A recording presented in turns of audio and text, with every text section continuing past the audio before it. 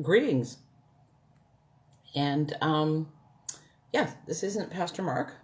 Pastor Mark and Lorene are on a well-deserved bit of time off.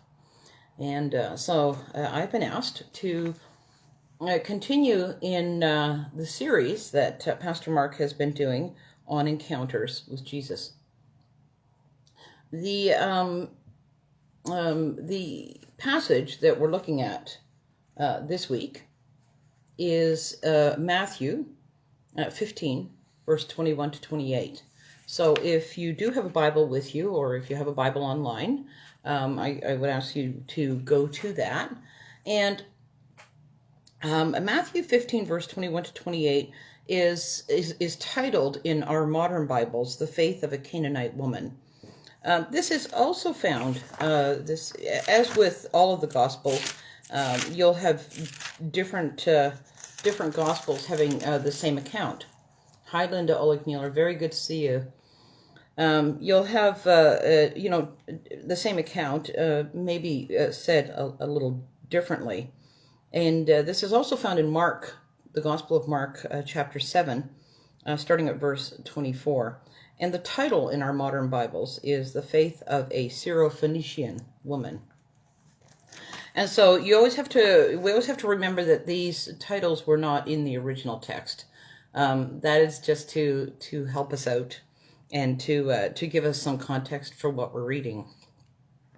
So the faith of a Canaanite, or the faith of a Syrophoenician woman, is what we're going to look at tonight in terms of her encounter with Jesus, and how that has how that fits into Jesus' ministry, and how that fits into what we can take away from this encounter today.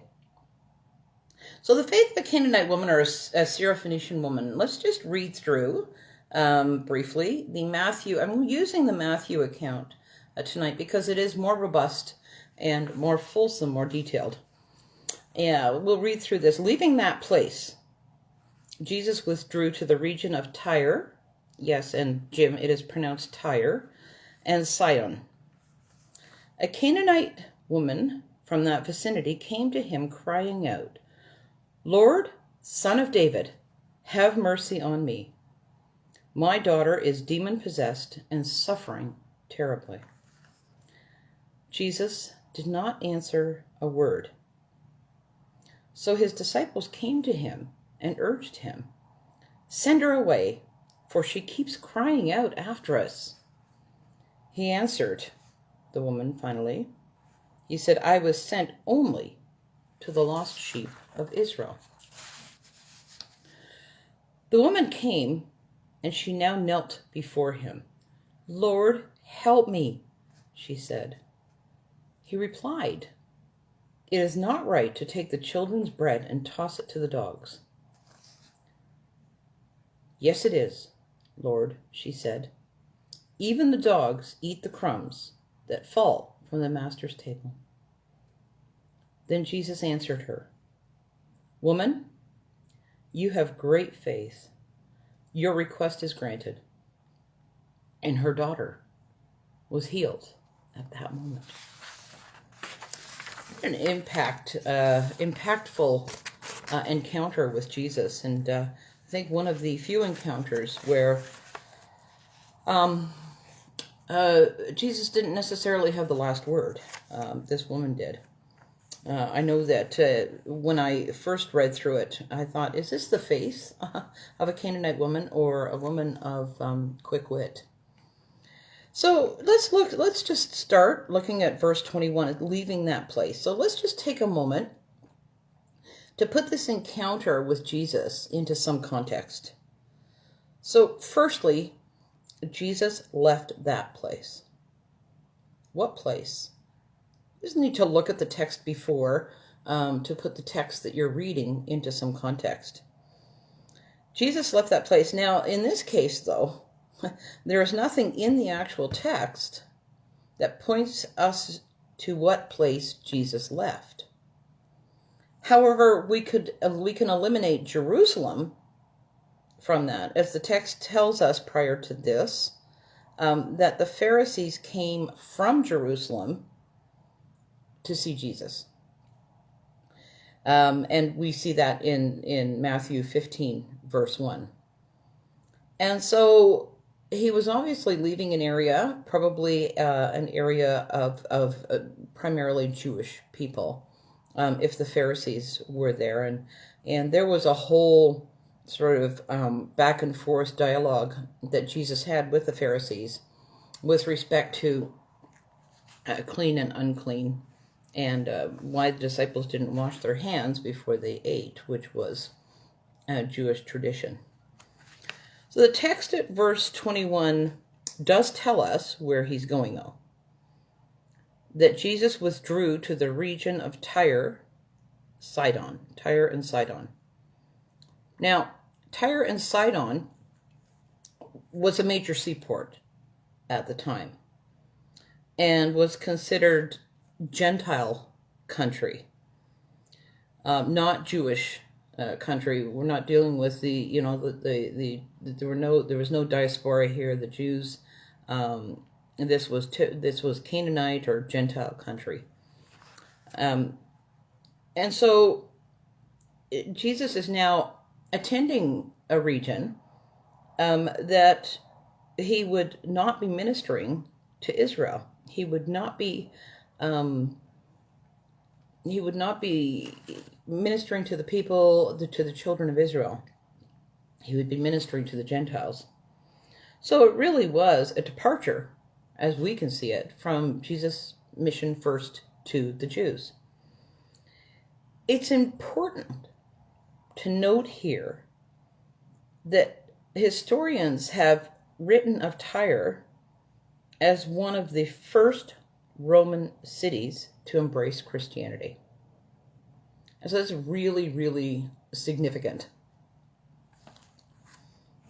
Now, verse 22, a Canaanite woman from that vicinity came to him crying out, "Lord, Son of David, have mercy on me. My daughter is demon-possessed and suffering terribly." Oh, dear. And all of you moms out there will get her urgency and her plea. Hi, Denise. Mark's account gives us more of a glimpse into the origins and birthplace of this woman. That she was born in Syrophoenicia, and we see in Mark 7, verse 26, the woman was a Greek born in Syrophoenicia. It's interesting here that she refers to Jesus as the Son of David. And it really is. The Son of David is a messianic title. It's a title acknowledging that Jesus is the Messiah, the promised Messiah from Old Testament prophecy. And so this is how this woman declares her faith in Jesus. How she found that faith, we're not told. But Jesus didn't answer a word. He paused. There was a pause there. And you know when there's a pause? When you plead with someone and they're pausing, you're left with, are you going to help me? Are you going to answer me? His disciples then came to him and urged him, because the disciples saw that stick to the mission, stick to the mission to the Jewish people, to the children of Israel.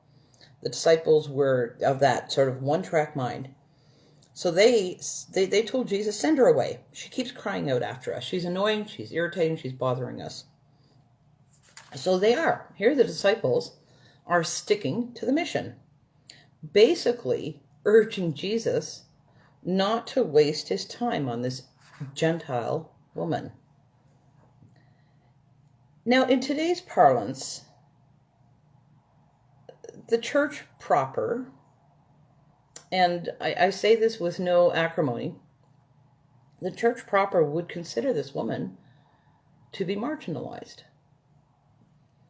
In fact, with her status at the time, as a woman and a Gentile, At the time, she was doubly marginalized. It gives me some food for thought on how we as a church, and when I say a church, I mean the Church Universal, the institution of church, gives me food for thought on how we minister to the marginalized. Jesus finally answers. And I think he was waiting to hear from this woman, which is why there was a pause. I don't know about you, but when there's a pause in a conversation, a lull, I have to fill it in. So he was waiting to hear more from this woman. So now he answers. I was sent only to the lost sheep of Israel, or to the children of Israel. So it appears here that Jesus is also sticking to the mission, to the Jewish people, the children of Israel first, to reform the nation of Israel, God's chosen people. Verse 25, the woman came and knelt before him. Lord, help me, she said. And I can't imagine the plea, and I can't imagine what strength came from that, behind that plea. She tries again, and now she's begging on her knees. And let's remember that she is a mom, and this is her child, that she is looking for healing. Lord, she calls him. And going back to her reference to Jesus as the Son of David, she is reasserting her faith here. Lord, help me. He makes a strange reply. Jesus replied, verse 26, it is not right to take the children's bread and toss it to the dogs. Now, when I was, when we were all young, my oldest siblings anyway, my mom, the only reason that she would have a dog in the house was because they ate what fell off the high chairs. So I can't help but think of that when I'm thinking of taking the children's bread and tossing it to the dogs. But is Jesus referring to the children as the children of Israel? Some commentators assert this. It is quite possible that he is again saying to her in a different way, my mission is first and foremost to the nation of Israel. So is it right then to take all that is good in that mission to Israel, to reform the nation of Israel? Is it right then to take all that is good from Jesus and toss it to the dogs, the non-Jewish people? And dogs have a fairly negative connotation in the Bible. And in fact, during that time in the Mediterranean, if you look at just one example in Psalm 22, verse 16, it says, for dogs are all around me. A company of evildoers encircle me. My hands and feet have shriveled. Dogs being equated with evil. I don't imagine that they had cute little Dachshunds and Shih Tzus and cute little dogs as pets in the Mediterranean in those times. Excuse me. So with this, Jesus saying, it's not right that I take the bread of life that I have for the Jewish people and toss it to someone else. Well, she replies, and I have got to give her due. She replies in verse 27, and she says, "Yes, it is, Lord." She calls him Lord. She acknowledges that he is the Messiah. "Yes, it is, Lord," she said. "Even the dogs eat the crumbs that fall from the master's table." Even the dogs eat the crumbs that fall from the master's table. So she tries one more time. And what she is saying here, I think, is, please, call me a dog if you must. I mean, she didn't seem offended by it.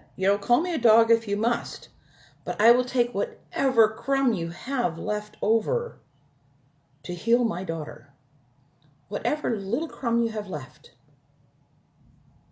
I will take it. Call me a dog. Please heal my daughter. What incredible faith. I mean, it's phenomenal. Then Jesus said to her in verse 28, "Woman, you have great faith. Your request is granted." No surprise. Her daughter was healed at that moment. This verse speaks for itself. Jesus has tested and sees this woman's faith and heals her daughter. Now, the very placement of this encounter with Jesus in the Gospels seems to mark the beginning of the expansion of Jesus' mission to the non-Jewish world. And I have to believe that this was no accident. Of course not. But it was also, I think, a teachable moment for the disciples. Very significant for the disciples as they would later receive the Great Commission and that they would later be called to spread the gospel to all nations, not just the Jews. So this really was a teachable moment for the disciples. And I don't know, there may be something that, Jesus may have had a conversation with the disciples at some point, about this, and it's just not in the text sort of thing. On a personal note, and if you know me that I always have a personal note, I really like this woman. In addition to being a woman of great faith, she is also a woman who has her wits about her. She can apparently always have a quick comeback. Sometimes it takes me hours for a comeback. I just really like this woman, and you really have to respect that. And you have to respect the fact that she is saying, look at me. I'm a Gentile. You see me maybe as a dog. See me however you like. But know that I do have faith. We don't know people. We don't know their stories until we listen. And so never assume. Never assume. I mean, and that just leads me to, okay, that's great. It was a great encounter with Jesus, but how does this speak to us today? And for me, and I don't want to offend here, but have you ever heard, and I'm going to use air quotes, and I'm not going to put my fingers up because, that's just, but have you ever heard church people say, we need first to minister to our own? I have. And I don't disagree with that. I don't disagree that we need to minister. Hi, Craig. I don't disagree that we need to minister to each other. However, some churches never move beyond that as they continue to minister in a vacuum, holding on to traditions and rules that have to be adhered to. This calls us outside. This calls us outside of our comfort zone. This calls us outside of the church, the church proper, the church body, that building we go to, that group of people we belong to, who are of like mind, who all follow Jesus. It takes us out of that comfort zone. And so think about it for a minute. What if Jesus had not expanded his ministry to what they would have called the marginalized, and what we call the marginalized, the people on the fringes of society? What if Jesus had not expanded his ministry to the non-Jews? I mean, what an incredibly rich harvest awaits us outside the safety of our own traditions, our own churches. And that's my belief, that's my personal note on this text and how that speaks to us today. I want to thank you for taking the time to tune in and to listen. And I believe that Pastor Mark will be back next week. I wish you a safe and blessed week, and I wish you good mental health to all of you. Lean in to God as he inclines his ear and listens to you. God bless.